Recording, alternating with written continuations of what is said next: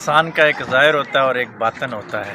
तो ज़ाहिर को हम खूबसूरत करने के लिए हर मुमकिन कोशिश करते हैं। अब ये मकान है, इसका एक ज़ाहिर है, तो देखें उनको कितना उन लोगों ने खूबसूरत किया है, लाइटिंग की है, चरागां किया है।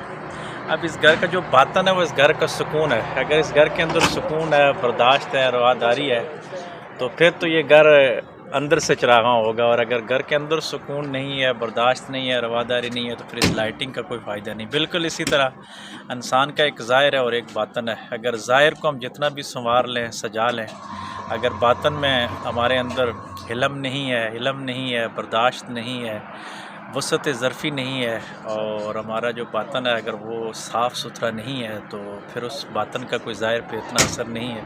तो ज़िंदगी इंसान की तंग होती है। और बातिन की जो सफाई है वो फ़कत अल्लाह तबारक व तआला के ज़िक्र से है और बुज़ुर्गों की निगाहों से। ये दो काम अगर हम करें तो हमारा जो दिल है वो यकीनन इन लाइटों की तरह चरागां करना शुरू हो जाएगा। सुभान बहुत अल्लाह। शुक्रिया।